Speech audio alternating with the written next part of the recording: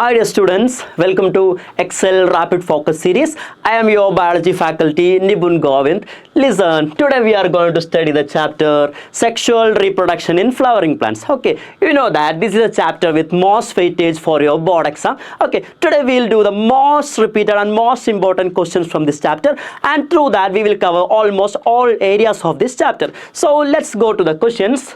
The first one, see, draw the diagram of microsporangium of an angiosperm and label any four parts. State the function of its innermost wall layers. Okay, you know the names of four wall layers. Before that, we must draw the diagram.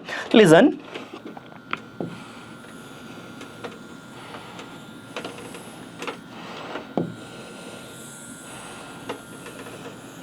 See, this is the transverse section of an anther.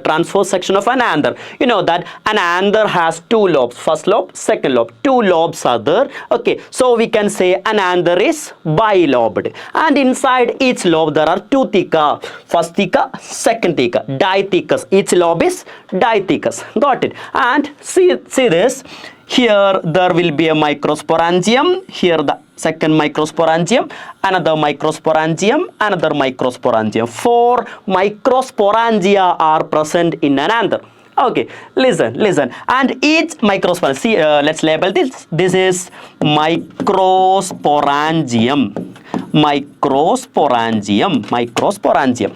Okay, each microsporangium has four wall layers like this.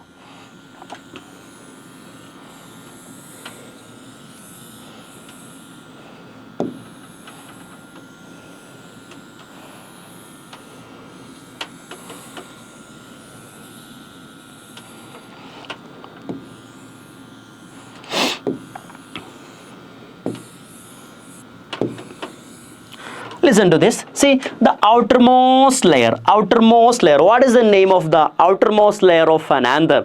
Come on. This is epidermis. Second layer is called endothecium. Okay. And the third layer is called middle layer. Epidermis, endothecium, middle layer, and the innermost layer is called tapetum. Okay, epidermis, endothecium, middle layer, and tapetum. Okay, tapetum is the innermost layer that covers microsporangium. See this, inside the microsporangium there will be sporogenous tissue. What tissue? Sporogenous tissue. What is the function of tapetum? Come on guys, what is the function of tapetum? Yeah, I heard that. What is the function of tapetum? Tapetum provides nourishment to sporogenous tissue. So we got the answer. State the function of its innermost wall layer. Innermost wall layer is tapetum. What is the function of tapetum? Tapetum provides nourishment to the sporogenous tissue. Got it? Okay, so let's move to the second question. See, describe the structure of the male gametophyte produced as a result of microsporogenesis. Here, given male gametophyte.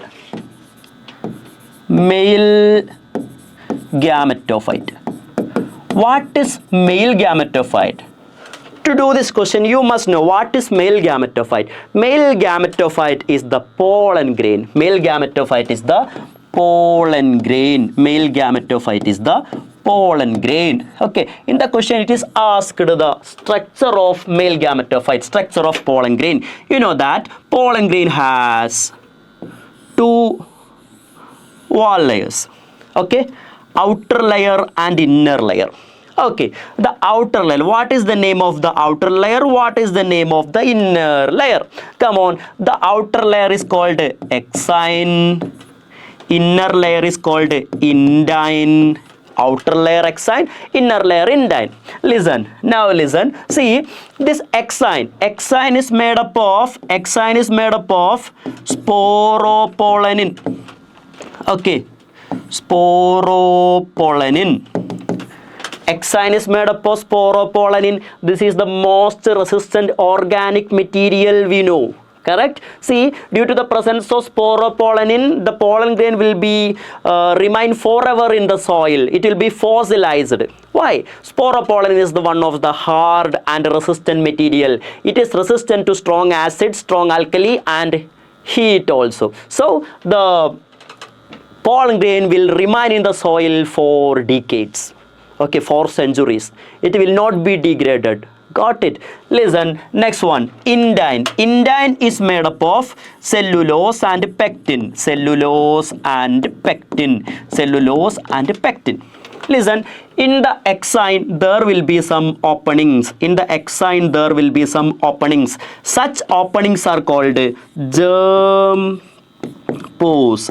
Such openings are called germ pores. Through the germ pore, the pollen tube emerges out. Okay, through the pollen tube, the germ pore, through the germ pore, the pollen tube comes out.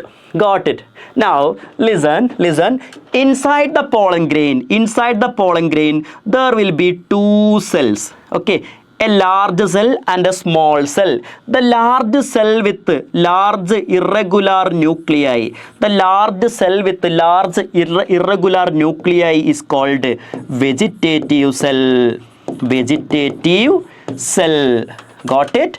And the small nuclei, small spindle-shaped cells which floats in the cytoplasm of vegetative cell is called generative cell. What cell? Generative cell. Okay, what is the function of these cells? Come on, what is the function of these cells? Generative cell divides. Generative cell divides mitotically to form two male gametes. Two male gametes. Okay, and vegetative cell is the large cell with the large irregular nuclei. Vegetative cell contains abundant food reserve. Okay, the vegetative cell provides nourishment to the generative cell or male gametes. Okay, another one, the vegetative cell has another name, tube cell. Okay, this vegetative cell is also called tube cell. Why it is called tube cell? Because during fertilization, at the time of fertilization, see, the pollen tube is formed by this vegetative cell. So vegetative cell forms pollen tube. Vegetative cell forms pollen tube. Okay, and the vegetative cell provides nourishment to generative cell or to male gametes. Nourishment to male gametes. So we have discussed the function of each part of the male gametophyte or pollen grain. So we got the answer for the option or the question A. Got it? So next one, state the function of each part of the male gametophyte. See, we have discussed the functions of each part of male gametophyte. We have discussed the function of exine. We have discussed the function of vegetative cell, generative cell, and germ pore also. Got it? Got it? Okay. So let's move to the next question. Listen. Describe the sequence of processes of microsporogenesis in angiosperm. Draw a labeled diagram of two-celled final structure formed. Okay, let's see. A. Describe the sequence of process of microsporogenesis in angiosperm. Listen, this is microsporangium. You know that. Microsporangium. Right? Microsporangium. Okay, inside the microsporangium there will be a sporogenous tissue. Okay, where is this microsporangium situated? Microsporangium, we have seen microsporangium. Microsporangium is present inside the anther, right? How many microsporangia are there inside an anther? 4. Okay, listen.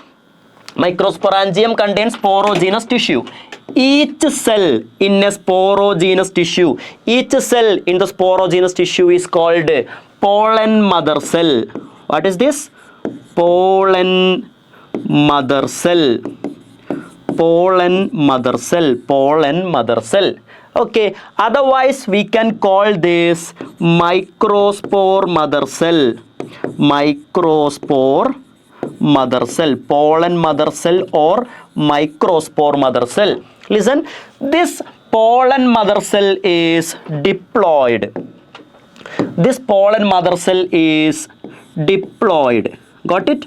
What does diploid means? Diploid means it contains two sets of chromosomes. Okay, see, this pollen mother cell is diploid. See, the whole plant is diploid. Okay, anther is diploid. Okay, sporogenous tissue is diploid. Pollen mother cell is diploid. Okay, this pollen mother cell undergoes meiosis. Pollen mother cell undergoes meiosis to form four cells. To form four cells. Okay, to form four cells. Four cells. Okay, these four cells are remaining attached. Got it? Listen, these four cells that are remaining together is called microspore tetrad. Microspore tetrad. Microspore tetrad. Microspore tetrad. Since meiosis is occurring, the result of meiosis will be haploid cells. You know that. So each cell in the microspore tetrad will be haploid. Each cell in the microspore tetrad will be haploid. Later the microspores tetrad will separate and forms free microspores. Free microspores. Free microspores. Okay, this is microsporogenesis. This is microsporogenesis. What is microsporogenesis? The process of formation of microspores from microspore mother cell through meiosis is called microsporogenesis. What is microsporogenesis? The process of formation of microspores from microspore mother cell through meiosis is called microsporogenesis. Got it? Later, you know that later each microspore will develop into male gametophyte or pollen grain. Later each microspore will develop into a male gametophyte or pollen grain. So you got the answer. Describe the sequence of the process of microsporogenesis in angiosperm. Please take a screenshot of this if needed. Okay, after that, draw a labeled diagram of two-celled final structure formed. What is the two-celled final structure? That is pollen grain. Pollen grain has two cells. Bigger cell is called vegetative cell. Smaller cell is called generative cell. We have drawn that structure here. This is the labeled diagram of the structure formed through microsporogenesis. That is pollen grain. The same thing is the answer for the B question. Got it? The two-celled structure is called pollen grain or male gametophyte. Next one. A mature embryo sac in flowering plants may possess 7 cells but 8 nuclei. Explain with the help of diagram only. Listen. See, before that, I am going to explain a little bit more. Okay, listen. Inside the ovary. See, if you don't know what is ovary, I'll tell you that too. I'm sure you must know. Okay, listen. Stigma style ovary. Okay, inside the ovary, there will be an ovule. Okay, the ovule which present like this, it is called anatropous ovule. Okay, I am taking out this anatropous ovule. Listen. This is the structure of anatropous ovule.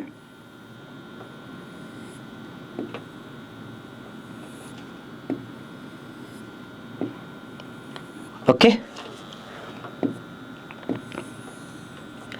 You know that this stalk of ovule that connects ovule to the placenta is called funicle. Okay, the junction between funicle and body of ovule is called hilum. Okay, in your textbook, in the NCERT textbook, the anatropous ovule is drawn like this. Okay, the reverse. See, in your NCERT book, the figure is in the inverted form. Got it? Listen, hilum, and see this These envelopes of ovule are called integuments. Integuments. Got it? And the inner part is called nucellus. And the innermost thing, this thing is called female gametophyte or embryo sac.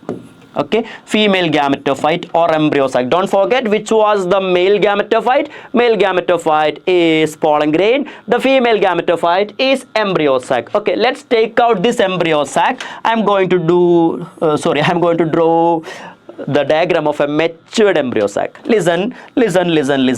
See, this portion, this pole of anatropous ovule is called what pole? Chalacel pole.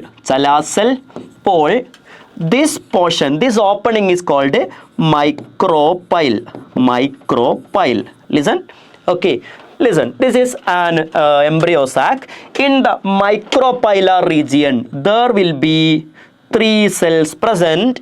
Okay, at the middle there will be 2 nuclei.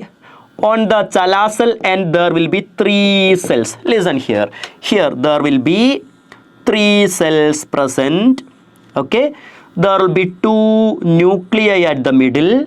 There will be 3 cells on the chalacel end. Got it? Listen. These 3 cells are called antipodals. Got it? In the lower part or in the micropylar region, the 2 cells are called synergids.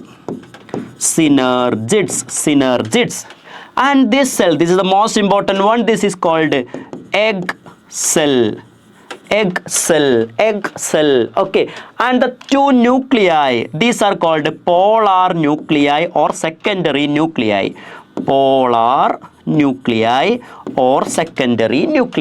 Okay, and the big cell is called central cell. Got it? Now you can see there are 7 cells in this. Okay, actually we got the answer. The answer is to draw this one. Okay, listen. There are 7 cells. Which are the 7 cells? 3 antipodals are there. 1 central cell is there. 1 egg cell is there.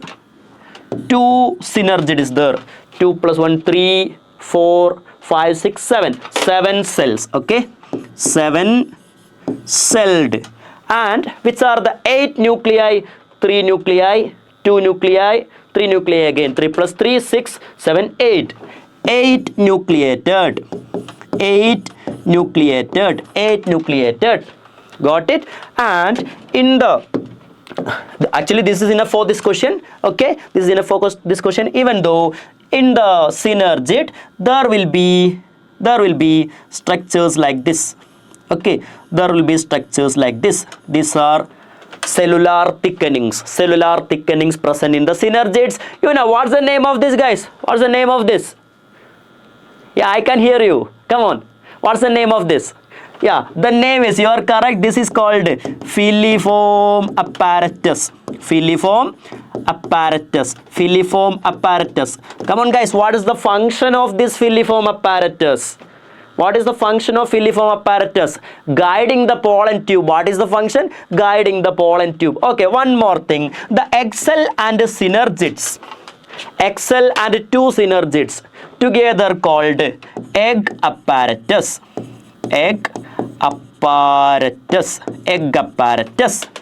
Got this? Okay, so we got the answer. This is the matured embryo sac containing 7 cells and 8 nuclei. Fifth one, differentiate between xenogamy and zatonogamy. To answer this one, you must know what is pollination. Listen, this is stamen. Okay, this part of stamen is called anther. Okay, and you know this part is called a filament. Okay, now in the flower, this part is called a pistil or carpel. Pistil or carpel. This part is called stigma. Okay, this part is style, this part is ovary. So this is the pistil and this is the stamen. Now listen, inside the pistil, inside the anther there will be pollen grains. Can you see this? There will be pollen grains. Can you see this? There will be pollen grains inside the stamen. Okay, when the anther rupture, okay, when the anther ruptures, the pollen grain will come out. This is the pollen grain will come out. Okay, the pollen grain will be transferred to the stigma. Pollen grain will be transferred to the stigma by insects or by wind. Got it? So the transfer of pollen grains from anther to stigma of a pistil is called pollination. What is pollination? Come on. The transfer of pollen grains from anther to stigma of a pistil is called pollination. Once again guys, what is pollination? The transfer of pollen grains from anther to stigma of a pistil is called pollination. Got it? So differentiate between xenogamy and zatonogamy. There are three types of pollination. Which are the three types of pollination? Which are the three types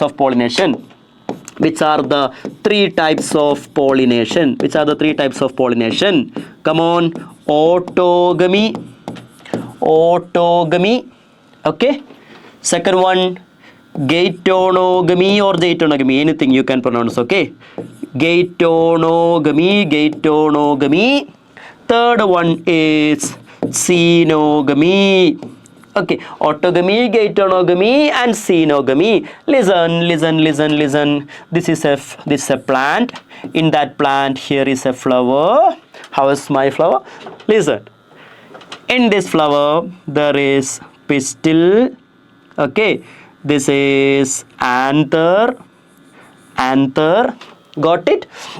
This is another plant. It contains many flowers. This is the flower's pistil, stamen. Okay, this is the flower's pistil, stamen.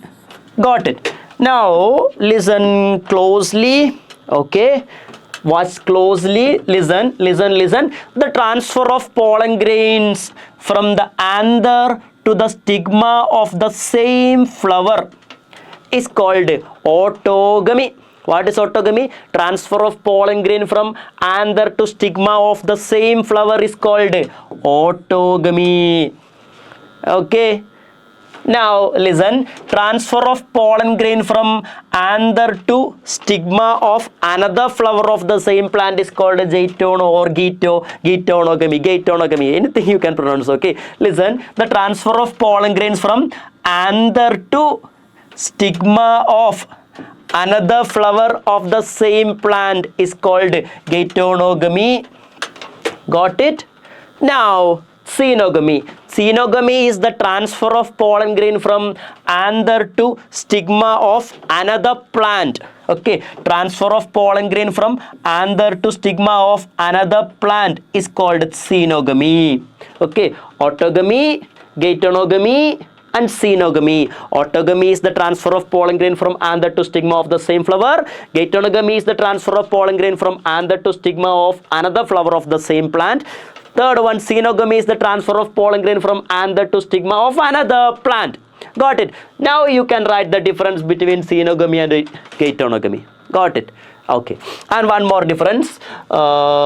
See, xenogamy. In xenogamy, the fusion of different types of gene occur. In xenogamy, the fusion of different types of gene occur. Listen, this is xenogamy. The pollen grain from this plant and egg cell from this plant. Okay, the male gamete from this plant, egg cell from this plant. Got it? So there is a fusion of different genes. Okay, but in case of gaetonogamy, pollen grain from this plant and egg cell also from the same plant. So there is no fusion of different genes, fusion of same gene occur. Got it? That is also a difference. Got it? Yeah. Now, mention any 4 strategies adopted by flowering plants to prevent self-pollination. we can call the strategies to prevent self-pollination. What do you call the strategies to prevent self-pollination? Come on, guys. Come on. I'll give you 3 seconds. 1, 2, 3. Okay, yeah, I heard that. Okay, come on. What's your answer? Outbreeding devices.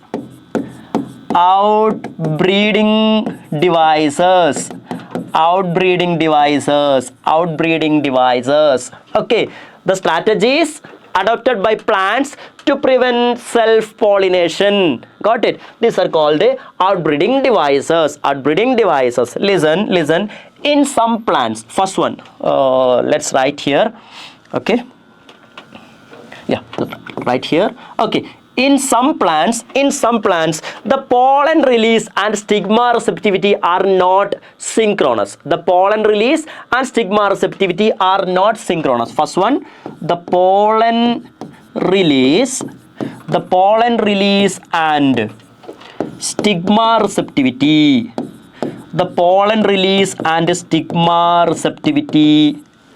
Are not synchronous. The pollen release and stigma receptivity are not synchronous. What happens if the pollen release and the stigma receptivity are synchronous? There will occur the self-pollination. So the maturation of anther and stigma should not occur at the same time. That is called asynchronous or not synchronous. Got it? The pollen release and stigma receptivity should not be synchronous. Got it? Okay. Second strategy to avoid self-pollination. See, in some plants,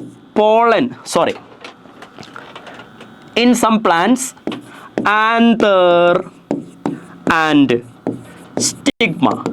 In some plants, anther and stigma are distantly located.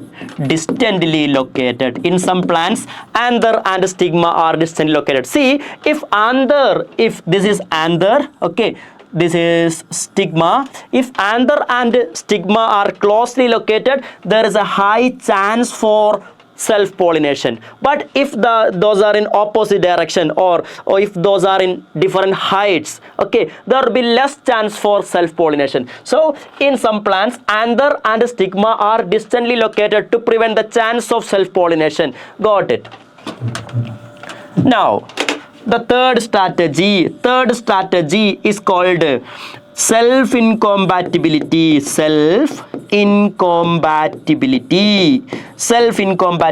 What is self-incompatibility, guys? What is self-incompatibility? It is a genetical mechanism that prevents the self-pollen from fertilizing the ovule. Once again, what is self-incompatibility? It is a genetic mechanism that prevents the self-pollen from fertilizing the ovule. Got it? So the fourth one.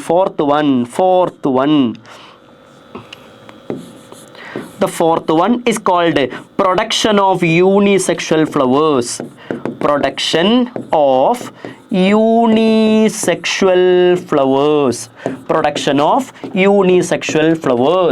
Got it? These are the outbreeding devices. Which are those? In some plants, pollen release and stigma receptivity are not synchronous. Anther and stigma are distantly located. Another one, self-incompatibility. Another one, production of unisexual flowers. If the flowers are unisexual, there is no chance for self-pollination. Got it? Is the question finished? No. There is a B question. Why is geitonogamy also referred to as genetical autogamy? Because we have studied that. See, listen. Geitonogamy or geitonogamy is genetical autogamy. Why? In autogamy, listen. In autogamy, both male gamete and female gamete coming from the same flower. Okay. Both male gamete and female gamete coming from the same flower. Okay. Fusion of same genes. Got it? In geitonogamy also, male gamete and female gamete are coming from the same plant. Here also there is a fusion of same type of genes. Okay. But in case of synogamy, the pollen coming from another plant, okay, that pollen brings different type of genes. Got it? Okay, we got the answer for this one. Got it? Got it? Got it? Since the fusion of same genes occur in orthogamy and geitonogamy, the geitonogamy can be referred to as the genetical orthogamy. Got it? How does cleistogamy ensure orthogamy? State one advantage and one disadvantage of cleistogamy to plants. Okay, see, before studying cleistogamy, you must know three plant names. Which are those? First one, viola. Second one, oxalis.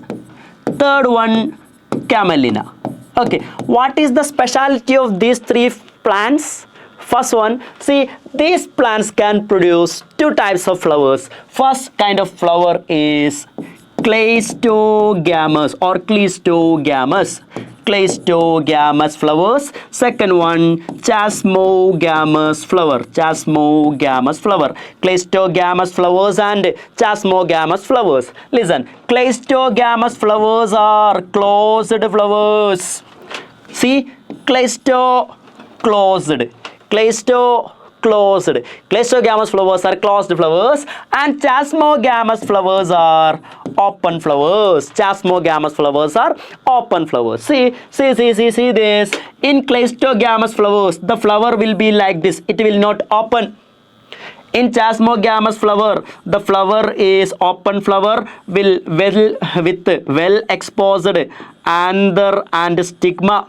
Okay, since the flower is open in case of chasmogamous, there is a chance for cross-pollination. See, some other pollen from other flower can come. Some other pollen from other flower can come into chasmogamous flower. Okay, at the same time, cleistogamous flower is closed. Okay, no other external pollen, no other foreign pollen can enter into cleistogamous flowers and cannot fertilize the cleistogamous flower. Got it? Listen to the question. How does cleistogamy ensure orthogamy? Since this cleistogamous flower is closed, it will never open. Got it? Since the cleistogamous flower is closed, no cross-pollination will occur. No cross-pollination will occur. Then see, inside this there will be stigma, there will be anther. Okay, there self-pollination will occur. Self-pollination will occur. Cross-pollination will not occur, but self-pollination will occur. Got it? How does cleistogamy ensures orthogamy? Since cleistogamous flowers are closed, it prevents the entry of foreign pollen. Otherwise, it prevents cross-pollination. It allows only self-pollination. Got it? State one advantage and one disadvantage of cleistogamy to the plant. Advantage of cleistogamy. First one, since it is closed, it ensures the production of seed sets even in the absence of pollinating agents. It produces assured seed set even in the absence of pollinating agent because it is not depending on any kind of pollinating agents. Listen, they can produce assured seed set. Assured seed set even in the absence of pollinating agents. Got it? They can produce assured seed set even in the absence of pollinating agents because pollination occurs even in the absence of pollinating agents. Second one, the disadvantage.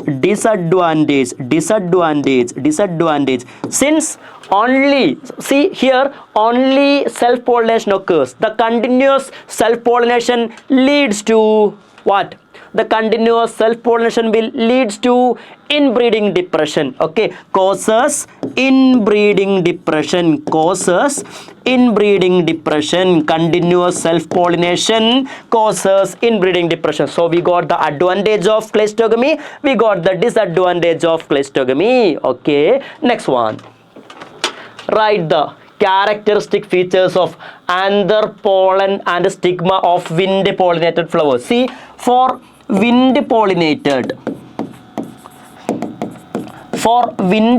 flowers, there should be some adaptations. This is one of the most important area for your board exam. Okay, listen, write the characteristic features of anther, pollen and stigma of wind pollinated flowers. Okay, the pollen of wind pollinated flowers are light and non-sticky.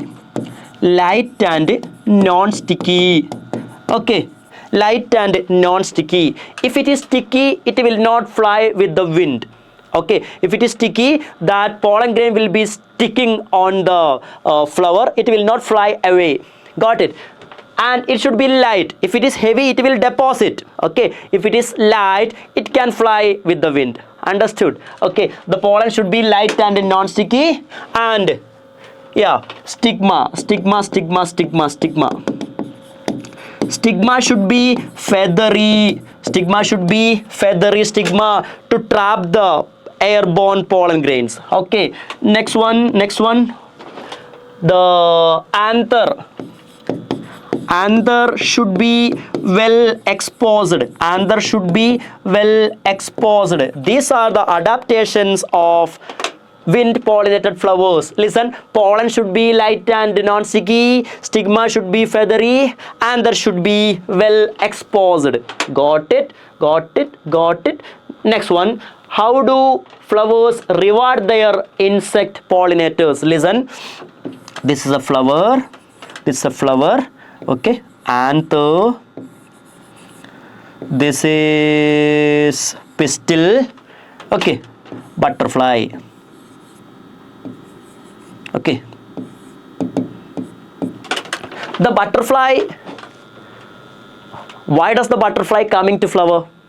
Come on, to drink honey or nectar. Okay, nectar is the correct one. See, when the butterfly comes to the flower to drink nectar, the butterfly accidentally bring about the pollination. That's it. So that's beneficial for the flower. Okay, since pollination occurs in the flower gives a reward to the fly. The flower gives a reward for the butterfly or the insect. Which are the rewards? Which are the floral rewards?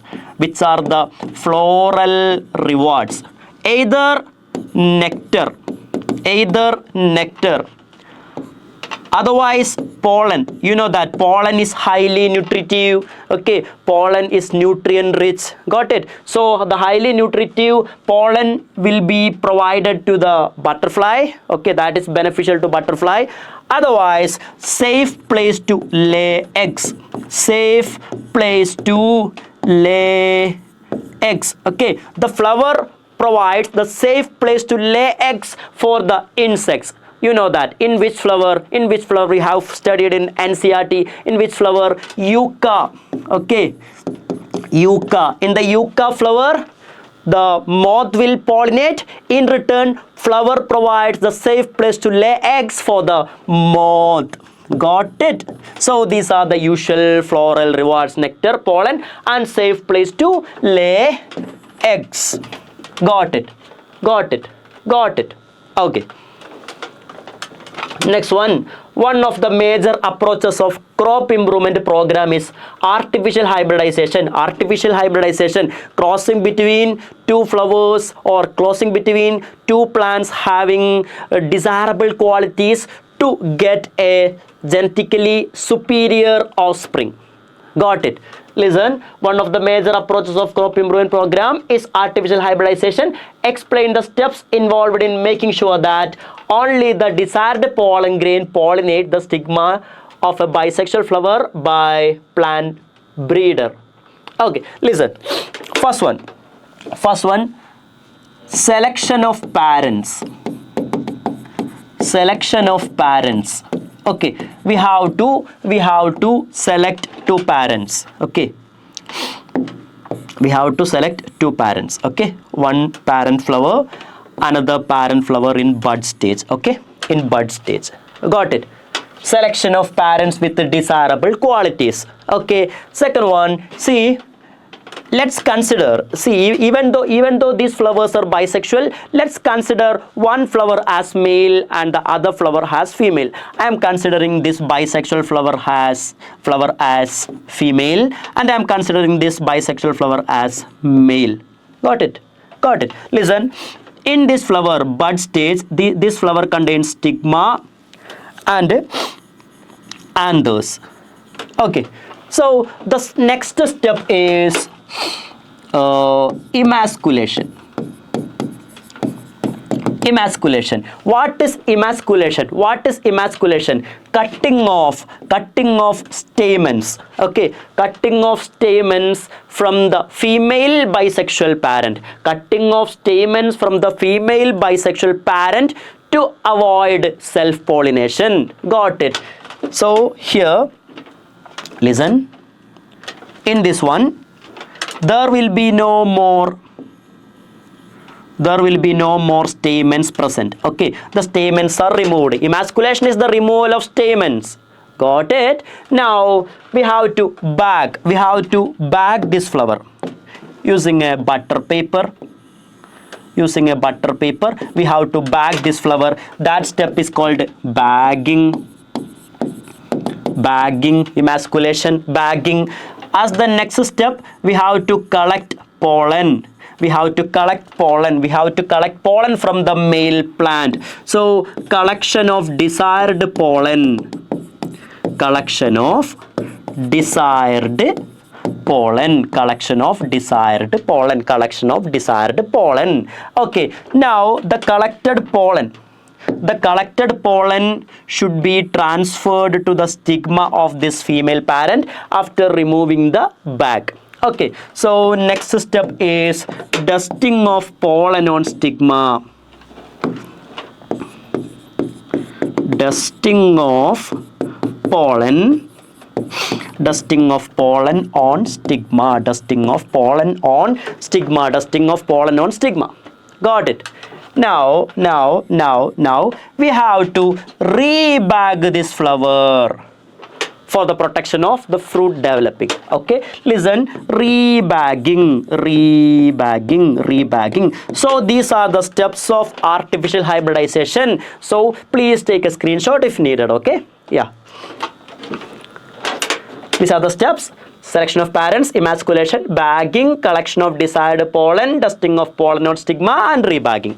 Now, yeah, we got that. Okay, draw a longitudinal section of a post-pollinated pistil showing entry of a pollen tube into mature embryo sac, label filiform apparatus, chalasalent, hilum, antipodals, male gametes, and secondary nucleus. Oh, a big picture. Listen. The picture will be, we have to draw a big picture. The picture will be like this.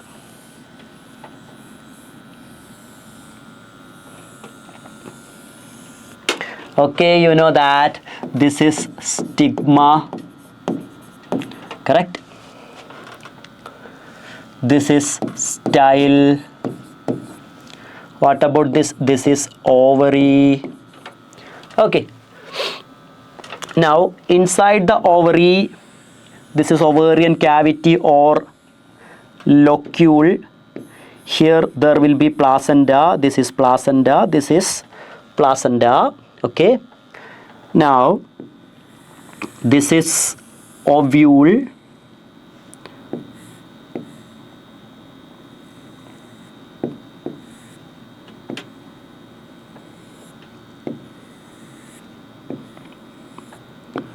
Ovule. Inside the ovule, this is embryo sac.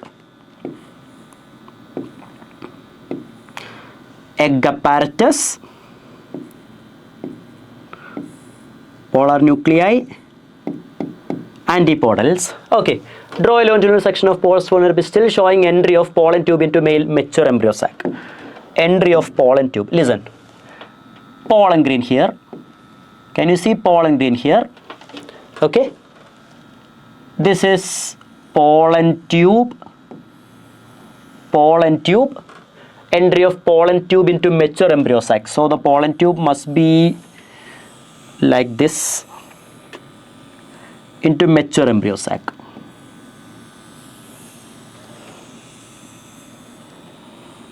Okay, pollen tube into mature embryo sac. You know that the pollen tube is attracted by, or the part which guides the pollen tube is filiform apparatus.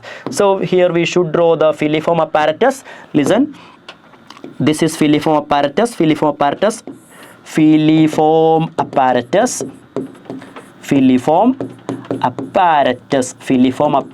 is here, filiform apparatus is here. Listen, and the two male gametes coming through pollen tube. This is pollen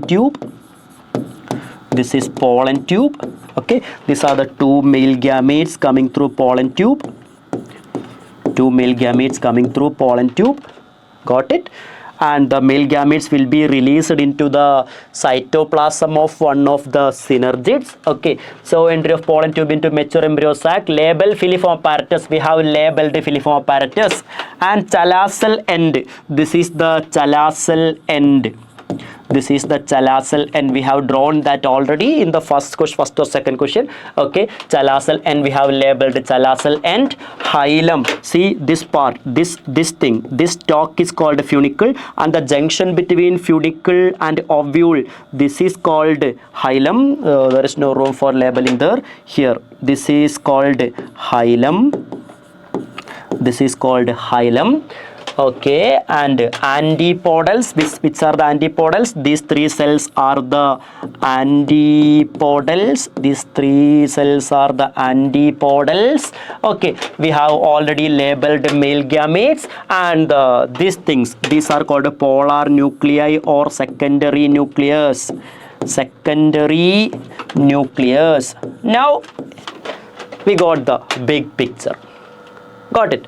So if you want, take a screenshot, only if you need that. Okay, listen.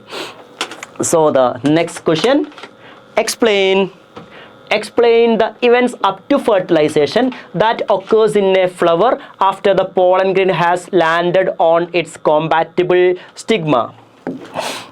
Look at this. This is stigma. Different types of pollen can land on stigma. The pollen can be right type or wrong type. Wrong type. Okay. If this is jackfruit tree, this is the stigma of jackfruit tree. The pollen of same jackfruit tree can land on this. The pollen of mango tree can land on this. Different variety of pollen can land on the same stigma.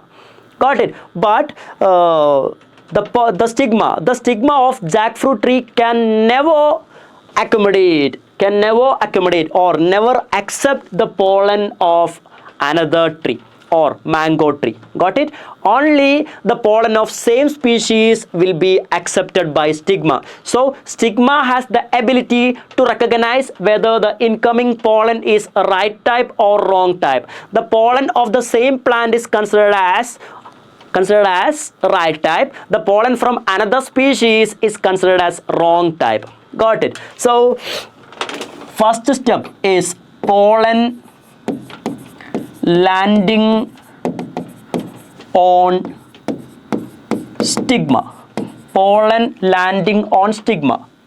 As the next step, if it is wrong pollen,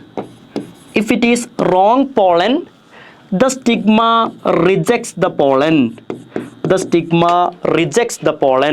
But the pollen is right type. If the pollen is right type, the stigma accepts the pollen. Either stigma rejects or stigma accepts the pollen. And if the pollen is accepted, pollen germination occurs.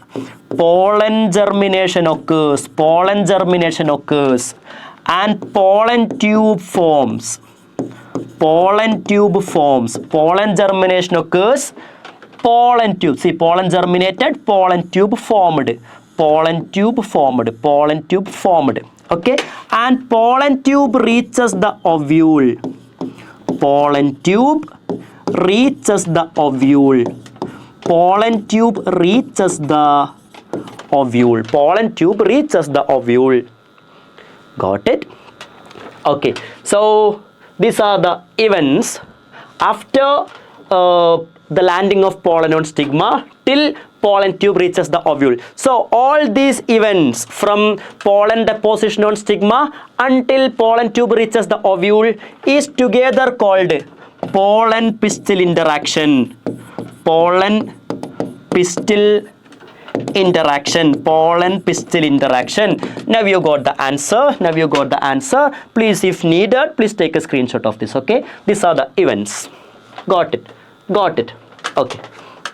Next one, in angiosperms zygote is diploid while primary endosperm cell is triploid. Explain the reasons for difference in ploidy of zygote and primary endosperm nucleus in an angiosperm. So in order to answer this we must know what is double fertilization. What is double fertilization, guys? What is double fertilization?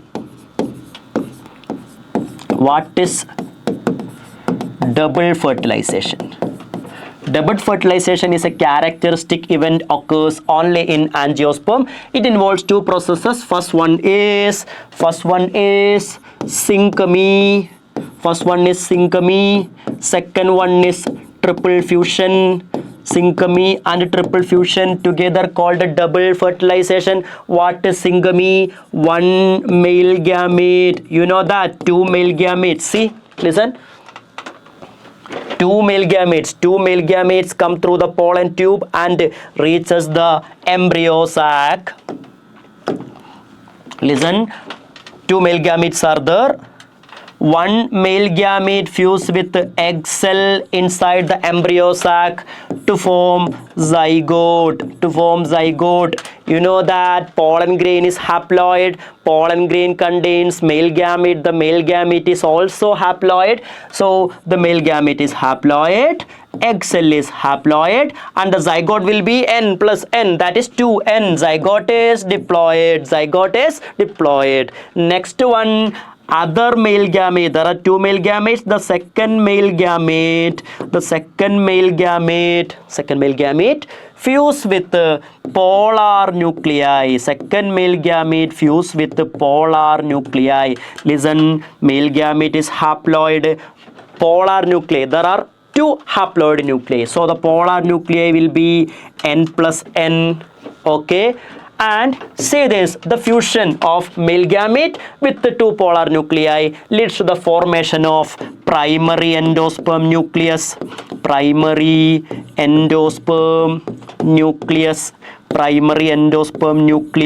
or PEN, that is triploid.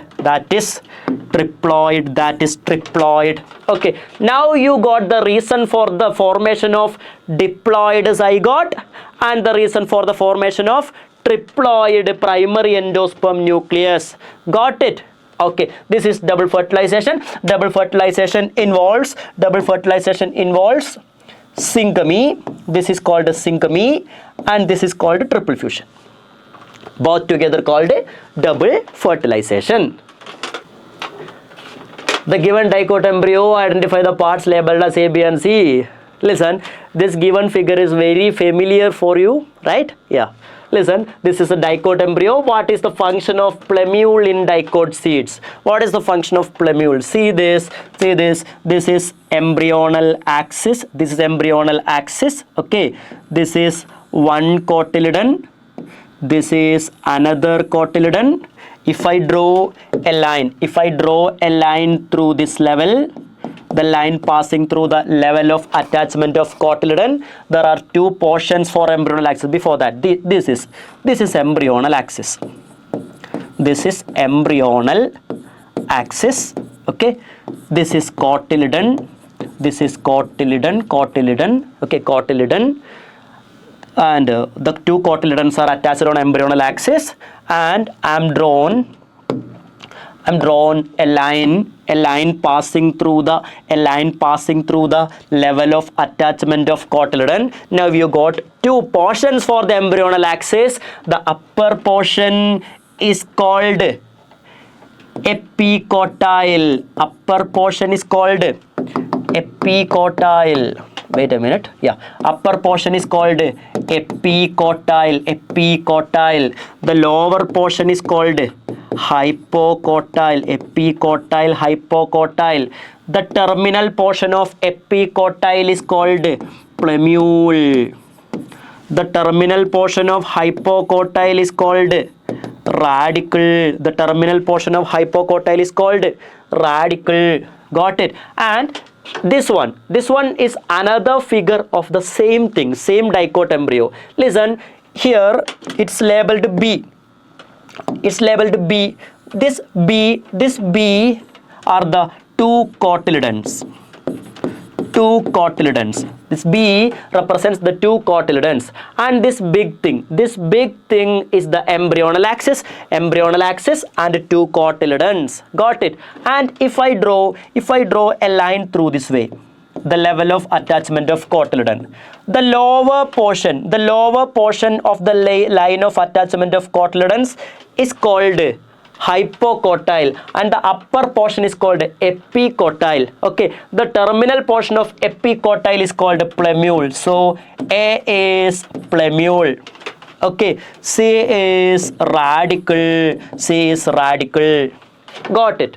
Now, what is the function of plumule in dicot seed? See, to provide nutrition? No, of course not. To develop into shoots. That is correct. Listen, this plumule develop into shoot. Plumule develop into shoot. Radicle develops into root. Okay, plumule develops into shoot, radicle develops into shoot. Sorry, plumule develops into shoot, radicle develops into root. So the answer is B. Got it? Next one. In some seeds like black pepper and beet, remnants of nucellus are present. Residual persistent nucellus. Come on, the residual persistent nucellus is called perisperm. The residual persistent nucellus in black pepper and beet is called perisperm. You got that? Next one. State what is apomixis. Comment on its significance. How can it be commercially used? Apomixis and parthenocarpy. Listen. What is parthenocarpy? Let's see that first. Parthenocarpy. What is carp? Carp is fruit. Okay. Parthenocarpy is the formation of fruit. Without fertilization. Formation of fruit without fertilization. And apomixis is the formation of seed without fertilization. Formation of seed without fertilization.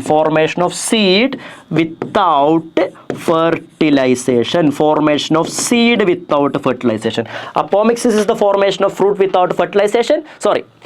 Parthenocarpy is the formation of fruit without fertilization. Apomixis is the formation of seed without fertilization. Got it? Now, what is apomixis? We got the answer for that. This is apomixis. Comment on its significance. How can it be commercially used? Comment on its significance. Okay, see, I have a parent plant. Okay, this is a brinjal plant. It produces big brinjal. Okay, big brinjal. Okay, see, nearby there is another brinjal plant that produces small brinjal is there. Okay, listen, you know that there is a chance for cross pollination if somehow the pollen grain of small brinjal lands on the stigma of the large brinjal plant. See, in the next generation there is the chance for the production of the plants with a small brinjal. Okay, but if I am producing the seed of this plant, if I am producing the seed of this plant through apomixis, the parent characters will not go away. The parent characters will be conserved in the offspring also. Okay, so through apomixis,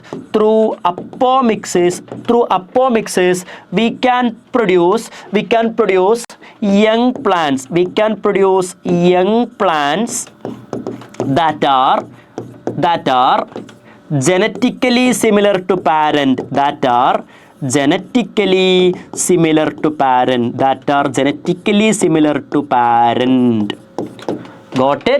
Got it? Through apomixis, we can produce the seeds, okay, without sexual reproduction. If we sow that seeds, okay, we will get the new offspring plants that are genetically similar to the parent. So this is the significance of apomixis. Got it? Next one, when a seed of an, so did we do the whole questions? Yeah.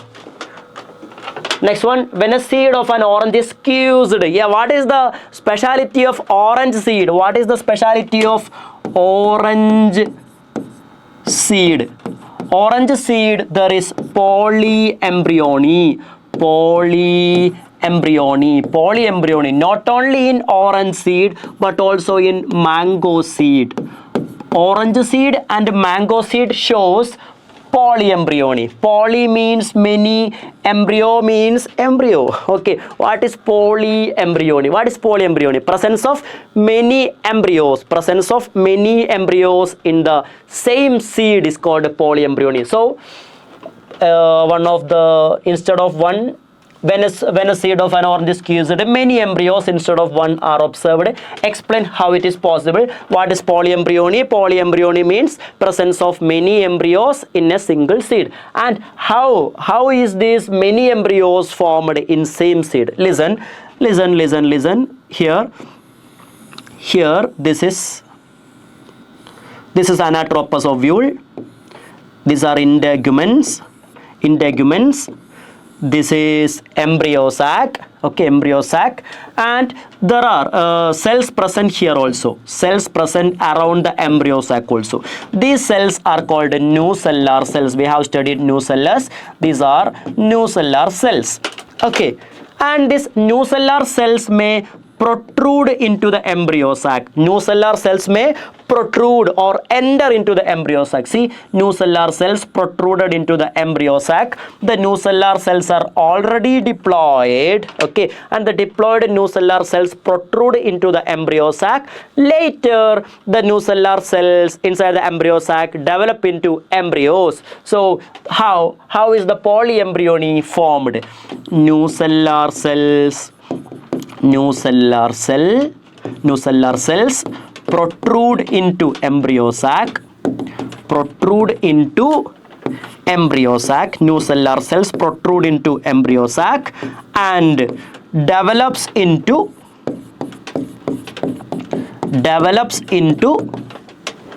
many embryos. Nucellar cells protrude into embryo sac and develops into many embryos. Got it? That is the reason for polyembryony.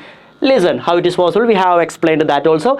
Are these embryos genetically similar or different? These embryos, the embryos formed from nucellar cells will be genetically similar. Okay, since the nucellar cells are from the same plant, okay, these nucellar cells will have the same genetic constitution. Since these nucellar cells develop into polyembryos, these polyembryos will have the same genetic constitution. Are these embryos genetically similar or different? They are genetically similar. Okay, but if the embryo produced through fertilization, that will be genetically different from these embryos. Got it? Yeah. Next one, in a fertilized ovule, N2N and 3N conditions occur respectively in antipodal, zygote and endosperm. Zygote, nucellus and endosperm. See, listen, in ovule, N2N, listen, N, 2N, and 3N. 3N. 3N condition, you know that, endosperm. Endosperm. 3N condition, endosperm, for sure. Okay, the one and only thing which found as in 3N stage, that is endosperm. Got it? And 2N can be zygote or embryo. Zygote or embryo. Okay, nucellus can be 2N. Nucellus can be 2N, the whole plant can be 2N, the leaves can be 2N, root apex can be 2N, shoot apex can be 2N, flower can be 2N, the fruit can be 2N. Okay, and what else? Anther can be 2N, megasporangium is 2N, microsporangium is 2N, everything is 2N. And N is male gamete. Male gamete is N. Okay, female gamete is N. Female gamete or egg is N. Okay, pollen grain is N. Pollen grain is N. Microspore is N. Megaspore is N. Got it? Listen. In which order? N, 2N, 3N. N, 2N, 3N condition. Okay, N, 2N, 3N condition. Antipodal is N. Antipodal is N. Zygote is 2N. Endosperm is 3N. Okay, zygote is 2N, nucellus is 2N, endosperm is 3N. Endosperm is 3N, nucellus is 2N, zygote is 2N. Antipodals are N, synergids are N, integuments are 2N. So, N, 2N, 3N. The answer is A. N, 2N, 3N condition is present only in this option A. Got it? So the next one. To produce 400 seeds, the number of meiotic divisions required will be. Yeah, I'll give you 3 seconds to find the answer. Come on. 1, 2, 3. Which is your answer? Yeah, whatever it will be, I'm going to tell the answer. The answer is 500. To produce 400 seeds, the number of meiotic division required will be 500. Let me explain how. See here, 400 seeds, right? 400 seeds. 400 seeds means there will be 400 embryos. If there is no polyembryo, okay? See, 400 seeds means there will be 400 embryos. 400 embryos means there were 400 zygotes. 400 zygotes. Okay. For the formation of 400 zygotes, there should be 400 male gametes and there should be 400 female gametes. Now listen, this is a pollen mother cell or microspore mother cell. Pollen mother cell undergoes meiosis. Pollen mother cell undergoes meiosis to form 4 microspores. Later this 4 microspores develop into pollen grains. Okay, these 4 microspores develop into pollen grains and the pollen grains will contain male gametes. These are male gametes. These are male gametes. Okay, you know that pollen mother cell is diploid, the pollen grains and male gametes are haploid. So you got that for the formation of 4 male gametes there should be 1 meiosis. I repeat, for the formation of 4 male gametes there should be 1 meiosis. Then tell me, for the formation of 400 male gametes, how many meiosis should be there? Yeah, you are correct. There should be 100 meiosis. How? For the formation of 4 male gametes, 1 meiosis. For 400 male gametes, 100 meiosis. Now let's take the condition of female. This is megaspore mother cell. Megaspore mother cell. Okay, megaspore mother cell undergoes meiosis to form 4 megaspores. 4 megaspores. Out of this, 3 megaspores will degenerate. 3 megaspores will degenerate. There should be only one functional megaspore. That functional megaspore develops into embryo sac. That functional megaspore develops into embryo sac. Embryo sac contains one egg cell or female gamete. One egg cell or female gamete. So for the formation of one egg cell, one meiosis should be there. For the formation of one egg cell, there should be one meiosis. So for the formation of 400 egg cells or female gametes, egg or female gamete, for the formation of 400 female gametes, there should be 400 meiosis. So you got that 100 plus 400, answer is 500.